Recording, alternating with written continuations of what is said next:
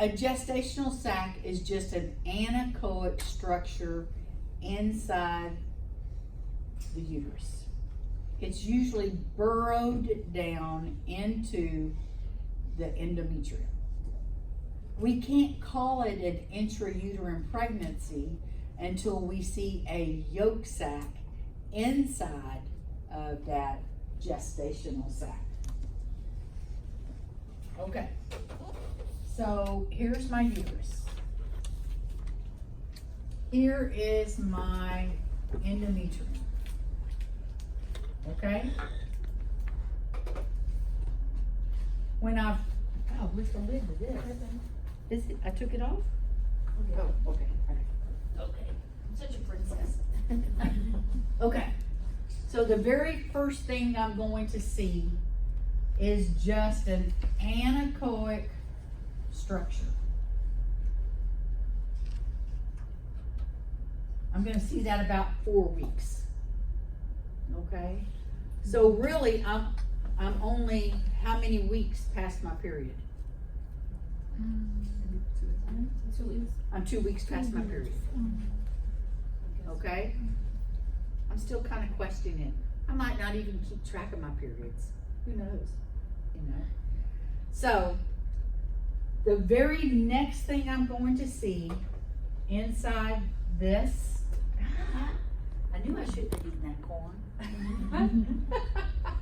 is I'm going to see, is that no good?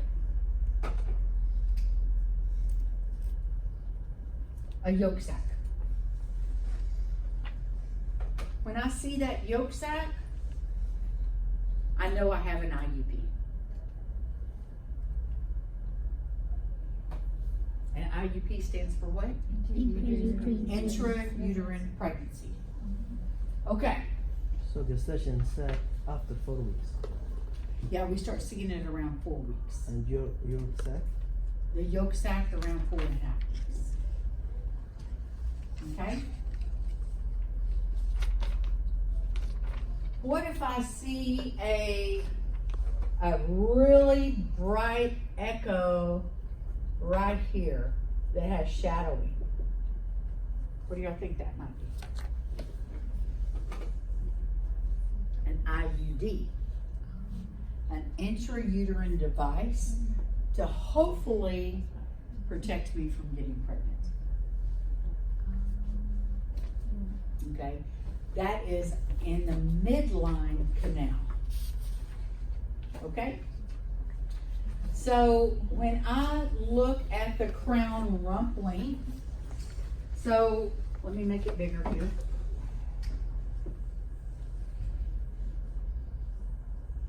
Okay. Okay. This is sagittal. This is transverse. Okay? Sagittal. Okay? Sagittal, gestational sac. I'm going to erase these measurements. My second one.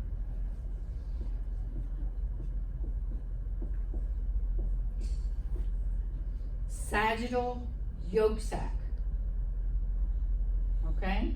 And these are going to be dual imaged, and we're going to show you how to do that by the time you get there. Transverse.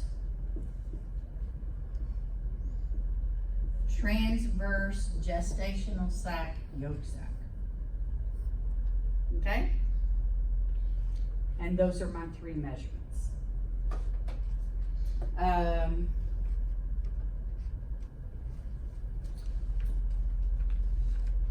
You probably, amniosity and chorionosity. Those mean placenta and sac.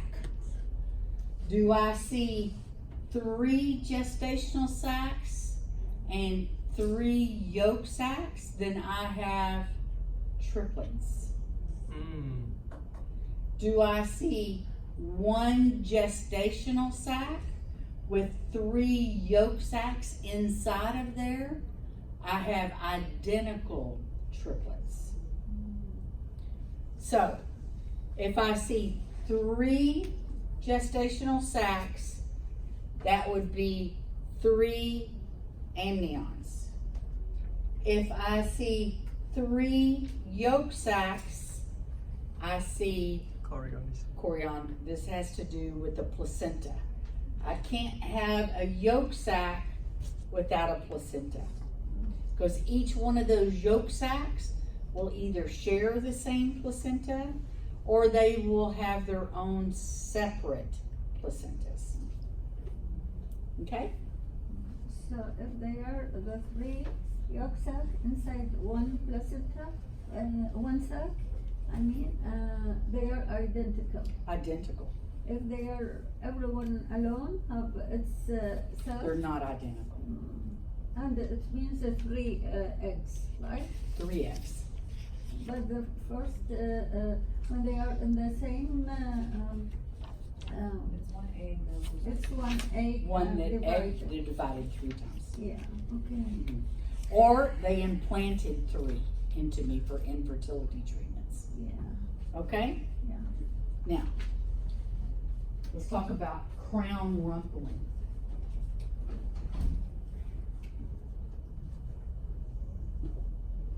Throw that thing away. It's just a hand. I'm gonna keep grabbing it. It's just a hand. Okay. Ah, okay. Okay? I can tell that this is the head. Okay? It's just a theme. It's in the first trimester.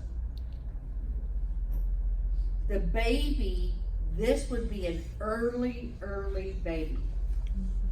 Okay? I can see like little buds here for the legs. I can see a little bud here for an arm. Okay, so I know. So crown, rump, length. Okay? So now my baby is older. I can see like little legs. Okay? I can see that I have a chin, I have a mouth, and I have a nose. Okay? Crown, rump, length. Okay? We measure it 3 times. We let the machine do an average for us. Oh, one more thing. Behind the baby's neck,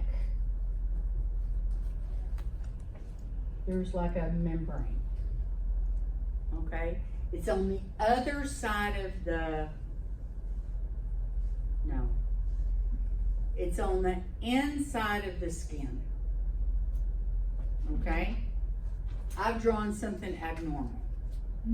This, from the skin to that defect, should not be greater than 3 millimeters. Oh, what else is 3 millimeters? The gallbladder wall. So they're easy measurements to remember. Just relate them to something you've already learned. Okay? If this is abnormal, there's 3 things that it could be. They could be laying on the amnion, the sac that holds the baby. It could be Turner syndrome, which is a chromosomal abnormality that only happens to little girls. So it could be a cystic hygroma. If that cystic hygroma doesn't resolve by the late 2nd trimester, and it's a girl, we have Turner syndrome. Turner syndrome, they're sterile, they're short in stature, they have a bell-shaped chest, they have a webbed neck, mental capacity, I can't remember. Okay? So there's things that you're gonna learn, but you're gonna learn them in that building block that you need to learn. Okay? Now, 2nd trimester. 2nd trimester, we wanna look at the amnion, we wanna look at the chorion, which are what? I can't remember. Amnion, is the sac that holds the baby. Chorion is the placenta that feeds the baby. Okay? This little thing right here is called the chorionic sac. Or we just call it the gestational sac. Because we know that this sac is going to build a placenta. Okay? We measure the legs, we measure the femurs, just the one closest to the transducer. We do the biometrics of the brain to make sure that the brain is developing like it should and it has all the parts that it's supposed to have. We look at the face to make sure that there's a nasal bone, because if there's not a nasal bone, then Is that the 20-week checkup? yeah, that's the 20 week. That's usually the second. You have one in the first trimester, one in the second trimester, and one in the third trimester. What ultrasound? Ultrasounds. Mm-hmm. You had one every visit? You're lucky. So I make sure that they have a chin. I make sure that they have a nose. I make sure that they have eyes. I make sure that their forehead's not bulging out. I pay attention to where the placenta is located, because if it's towards the cervix, then the baby won't be able to give birth. There's the placenta. Mm-hmm. Yeah, we're gonna learn how to do all that. Okay? You're gonna look at the umbilical cord, because what does the umbilical cord do? It feeds the baby from the placenta. Okay? It also oxygenates the blood for the baby. Biometrics. Biometrics is, we measure the head from side to side, front to back. We measure the leg length, and we measure the abdominal diameter. Those are called biometrics. There's graphs that we go by that determine, is the baby growing according to what they're supposed to do? If they're not, they're going to start bringing that mother in more frequently. When we do the biometrics, not only are we checking to see if there's any abnormalities, but it also gives us the fetal weight. How much my baby's going to weigh when it's born. Adnexa. What is the adnexa again? Next to. So I'm going to make sure that my ovaries are still healthy. If I have a corpus luteum cyst that supports the baby until the placenta takes over, and it persists all the way through my pregnancy, they've got to remove that corpus luteum before I go home.